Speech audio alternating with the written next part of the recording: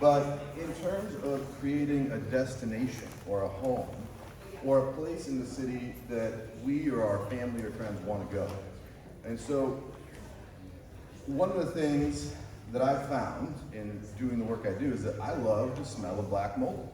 It gets me excited, it feels good, it feels like opportunity.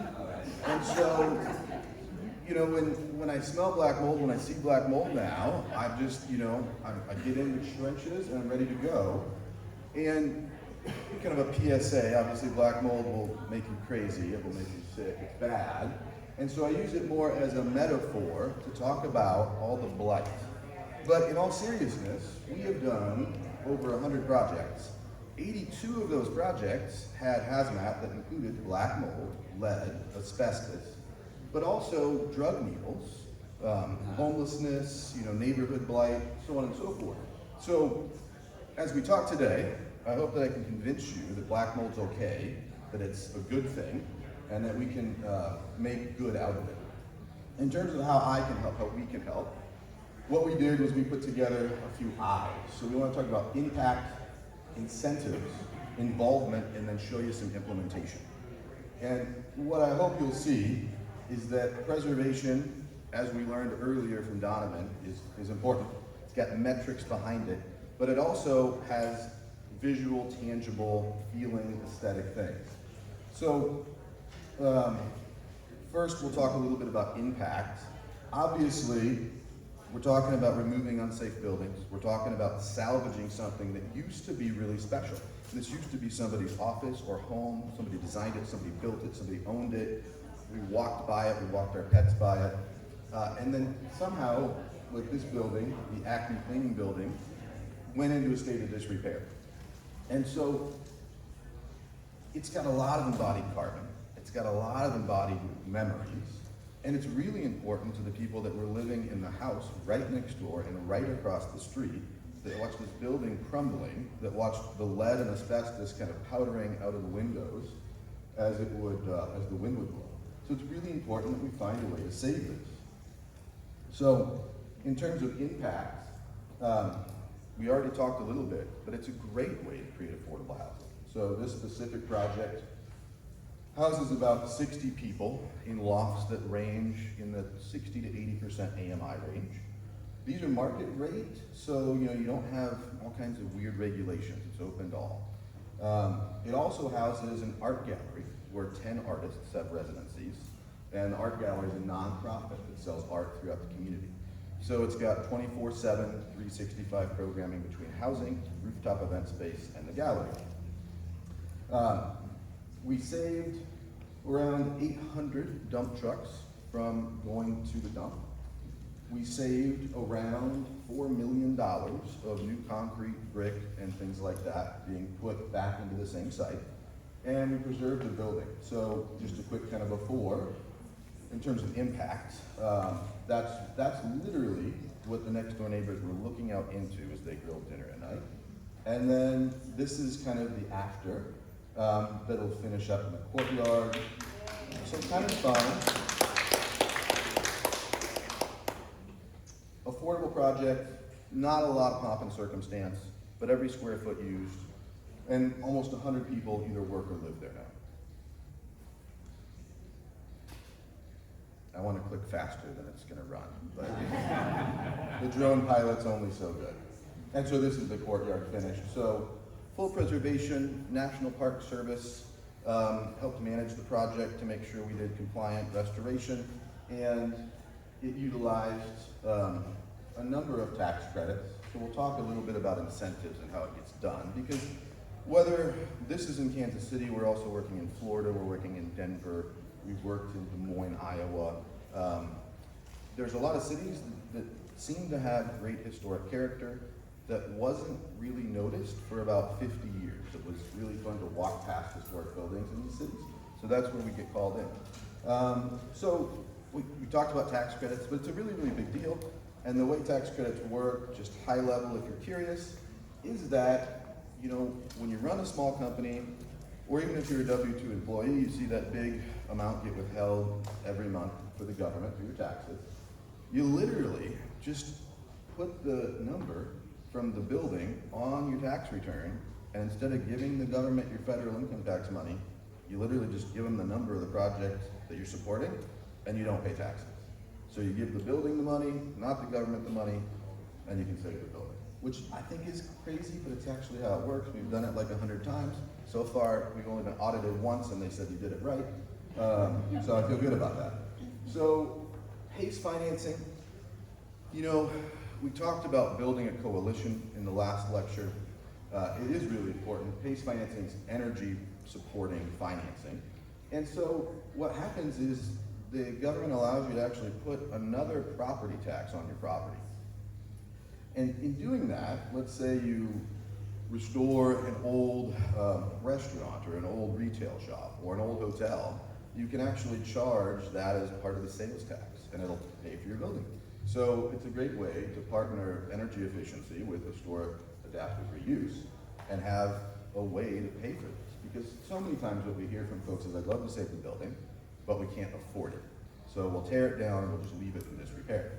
Our point is, there's a lot of ways that we can afford it, so let's fix it up, because as a community, it is better for all of us to walk past safe buildings full of happy people doing jobs, paying taxes, so on and so forth. And that's one of the goals of our practice. Bonds and sales tax abatements are what they are. Municipal bonds, sales tax abatement, so you don't pay the sales tax that you normally pay at Home Depot for the whole project. So you literally show them your little certificate or number, and they don't charge a sales tax. And that brings your project cost down on materials by 7 to 10%. New market tax credits and opportunity zones, both fun deals that really help generate commercial business as well. Probably not the thing to get into today, but another part of the capital stack I wanted to mention. So in terms of involvement, selection's a big deal. It's really important to work either where you're needed or where you're wanted. And sometimes it's better if it's both, because these meetings go a lot better when you're trying to preserve a building and people want to preserve. So in terms of selection, a lot of times we get invited in by the neighborhood association, or we get invited in by the neighbors, and we see the project and we say, you're right, this is a great candidate to save. How can we get involved? So to do that, we start engagement. So those are the neighborhood meetings, the city meetings, meetings with the National Park Service. Try to create a shared vision for the project. It's really nice to go it alone and be like, I have every idea, this is gonna be great. But then you find out the neighbor's number one concern is to have a place for liquor license across the street. Or the number one concern is to have housing that's maybe too fancy and drives up the price of their property so they can't afford their property taxes anymore. So on and so forth. So listening is a big deal. And even working with National Park Service, the preservationists at the federal government have a very specific eye for these things. And so they will tell you that this was a museum, this was an office building. And so yes, adaptive reuse might be possible, reuse would be better. And here's the steps we think you should utilize as you design this. And I'm coming from a preservation architect background, so it's a little easier, but very specific requirements. That gets you into this creation model. And then you can iterate and start to show the 3D models, the plans, do the community engagement. And then finally we get into this growth model. And I'll show you a couple of examples of what I mean by growth model. But it's where we finally stitch back the areas of the city that got split apart by the blight. And frequently the blight can be vacant sites, it can be abandoned historic sites, or it could be underutilized municipal sites. So if you think about that park that's just not kept up. We try to fix all of those in one community effort, not just by us, but by other architects with the city, but with a plan and a vision, and really a shared vision to go forward on. So, this is mean to me because we're getting kind of close to lunchtime, but this is our Wonder Bread project. And so, if you think about all those great sack lunches with the Twinkies and the Ho-Hos and the bread and the grilled cheese, this is where a lot of that was made. So this is the condition when the neighborhood brought us in. Just kind of trash everywhere, lead and asbestos. I don't want to tell you how much of that probably fell in your Twinkie, but it was definitely a thing. And you just walked around and this is food grade in the 1950s and 60s. Okay. So we decided to take on this project, but we did it as a larger project. So we worked with the nonprofit next door, that does at-risk children education. We worked with the buildings across the street and put in some different restaurant concepts because it was a food desert. There was nowhere within a mile radius to even get a sandwich or groceries. We worked with a vacant building next door to make it the school district headquarters for the whole city. And then we restored this. About 200 people live here and almost 100 people work here. It houses 3 restaurants, a pinball arcade, a medical center. It's about 250,000 square feet in the one building, about 800,000 square feet across it. And then we partner with the community and we use the rooftop. We've got the old Wonder Truck sits up there. We throw this party every year now called Truce to Palooza. It's a fundraiser for the nonprofit next door that does at-risk kid help. The restaurant on the corner, garage doors roll up, all that goes down. So it's a pretty cool outcome. So that's kind of how we did impact where we got to the growth model. Because now, the 4 blocks that was terrible and you didn't want to walk by, you can live in the apartment or the house, walk down to work, walk down to the bus stop again. It doesn't feel like it's dangerous, or it doesn't feel, even for that matter, boring. Because it is pretty boring to walk past 4 or 5 blocks of just nothing. And now you can look in the window, engage with people, and we like the outcome for that. So in that, we're creating housing and services, which is a big deal. And you'll also notice nothing we ever do has at-grade parking. Sometimes there's some parking that exists, on-street parking is fine, but walking past those buildings with that first floor parking garage where all you're doing is looking at license plates, it makes the city unwalkable.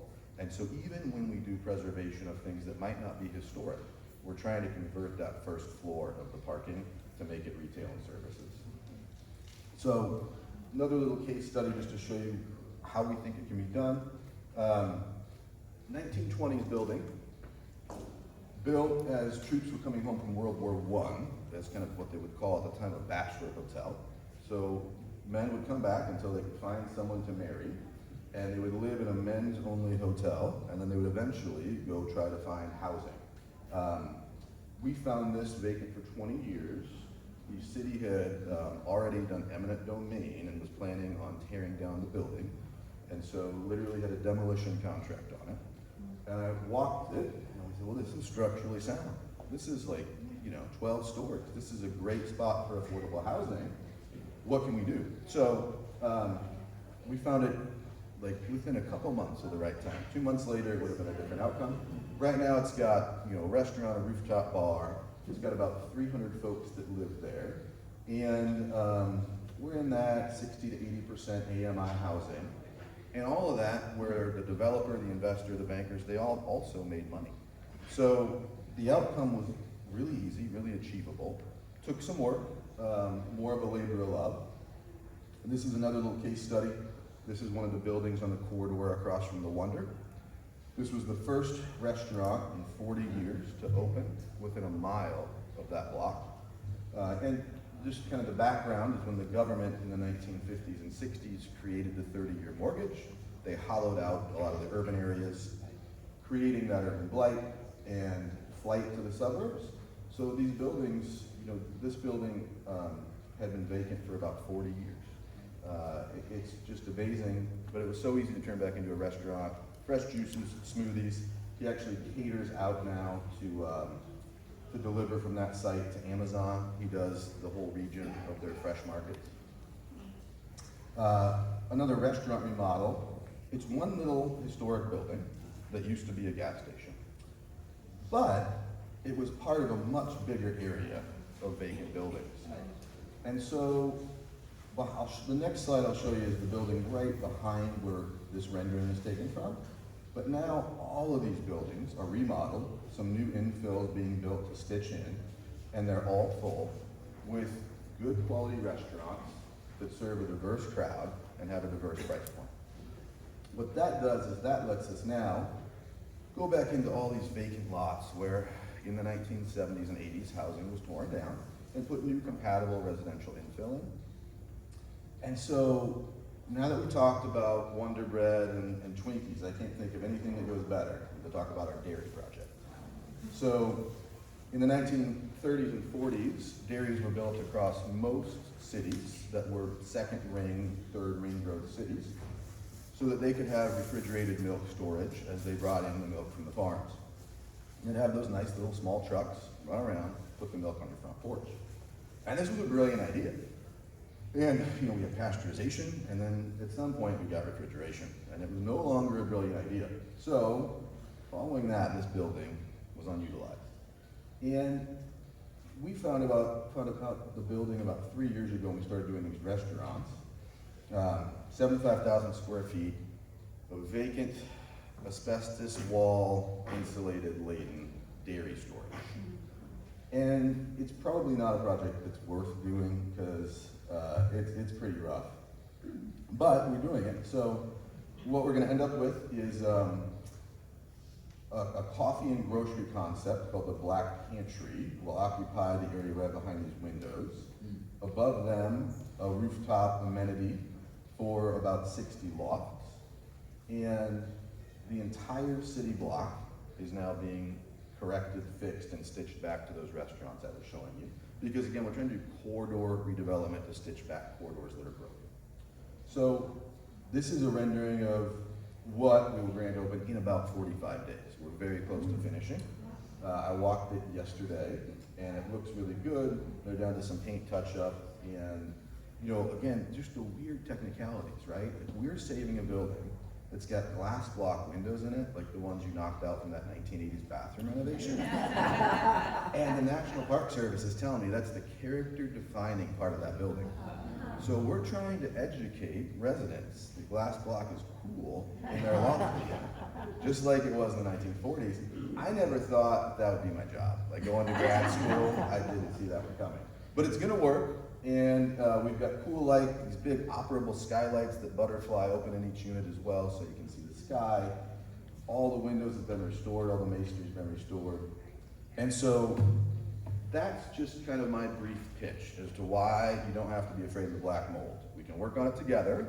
We can stitch these cities back together. There's a few images of some of the projects that we've completed in the last 60 months that, when we found them, all had these problems we're talking about. They didn't have windows, they didn't have roofs, things were caving in, but they were historic. They had memories, other people's memories, memories of our city. They had value, they had embodied carbon, and they had opportunity. And they had black mold, and so I take my shoes off every night when I get home from work. But we saved them, and it was a great opportunity. It was exciting. So thank you for your time. I'll take questions if anybody has.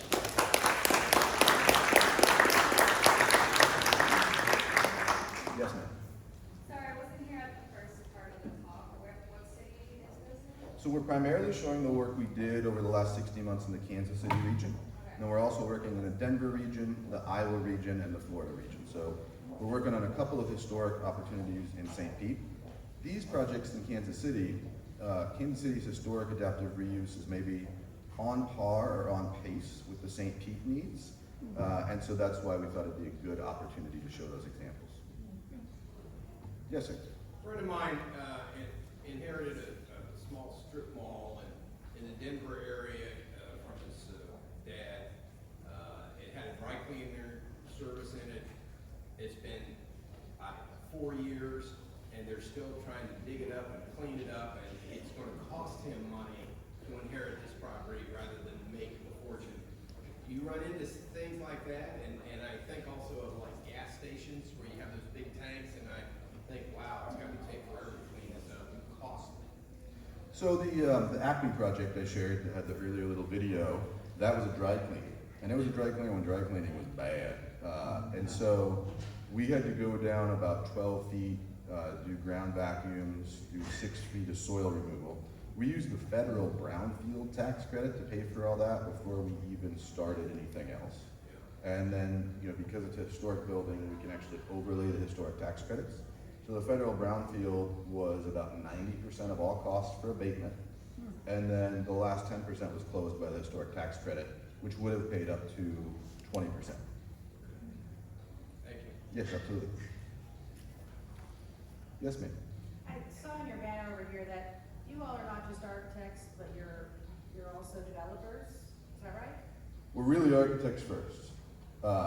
We frequently only work for ourselves now because what we've found is a lot of times when a neighborhood calls us in, they don't just need an architect, they need a solution. And so we finance it, we design it, we develop it, and we either put our own team on property as the property management, or we partner with like a local group, and it works out really, really well. So we can get within, some of these projects can be 5 years long. Well, we get bored, so we give ourselves max 2 years to grand opening, and so that's why we do it this way. Is it's one phone call and it works out pretty well. Well, thank you, everybody. Oh, yes, ma'am. Did you say you had something in St. Petersburg? So we're working on a project right now that is infill housing, and we are also looking at a new historic adaptive reuse project. So hopefully we can have a historic adaptive reuse to show. But we've got extremely affordable infill housing we're finishing up now, where there'll be 3-bed, 2.5 bath, and they'll sell for around $200,000 and some. Is it similarly in part of area that you're sort of stitching together? Are they related areas? So they are, and what we've found is that St. Pete, we've had a couple opportunities we've been looking at, but building the coalition does take a little bit of time. So for the last 6 months, we've been working on a project, and I think that, in the next 6 months, we'll be able to move it really forward. In other cities, there's perhaps less pressure not to preserve things. So I think people are very willing here to the point to tear something down or do a renovation that's maybe not historically appropriate. So I would say that's the only little battle that we've been solving, but we have a pretty good handle on it now, and we're looking forward to next steps. But St. Pete's a great city. It really feels, so Midwestern and so friendly, like the cities that we work in. They all have that typical thing about them. And what that does is it lets us as designers come in and be able to, as an architect, talk to folks, understand what the neighborhood wants, and relate. I've done a lot of work in New York as well, and I love New York, but you don't have that transparency. Do you see any room within the city to make it a little bit easier to, because as Donovan mentioned earlier, there's very little protection currently within the city of St. Pete, and it can be very difficult. So do you see any areas where the city could improve with cooperation of organizations like Preserve the Burg? I think you're exactly right, and that's why Manny's been gaining traction, energy. We've been working with Preserve the Burg for maybe 4 years now. That study that he commissioned is a really important part, because to have empirical data from a third party is very powerful. And yes, I think those steps seem to make tremendous sense to expand and create identified, monumented areas in the city that are both historical for the federal standpoint and the local standpoint. It's typical as well to include standoff zones. So when we were talking about compatible infill, new construction is really supported. We do it as well. But there's a way to sweep back the new construction height to support the scale of growth, and then increase the continuity of the pedestrian streets and walkways, so it starts to feel like we're growing instead of just kind of erupting. And that's, as we talk about, whether we look at Europe, whether we look at other cities that are a little bit ahead of us, even when we look at like Chicago after the Great Fire that they had, as those elements got put into place from a planning perspective properly, the land values went up, the occupancy went up. We all know those blocks in Chicago we'd like to live in. We all know those blocks here we'd like to live in. And they're not the blocks of the one-story fragile building in the shadow of the giant high-rise, but they might be within 3 blocks of the giant high-rise. Thank you, everyone. I appreciate it.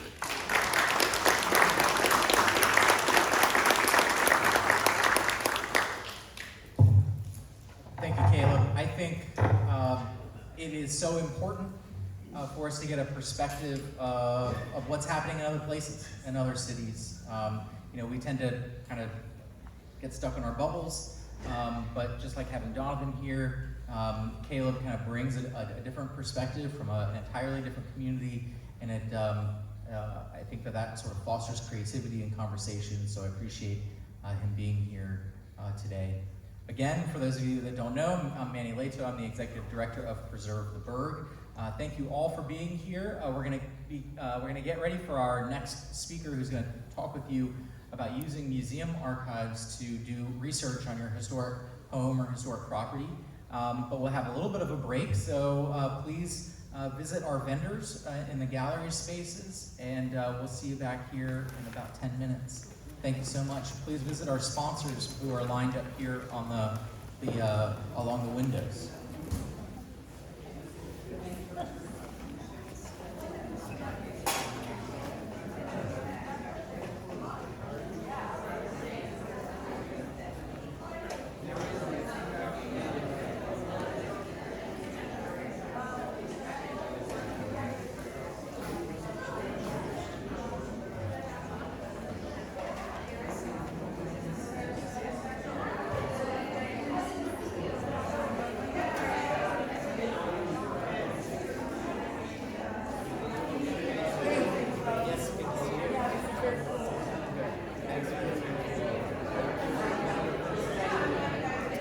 Yeah, hopefully we'll be talking about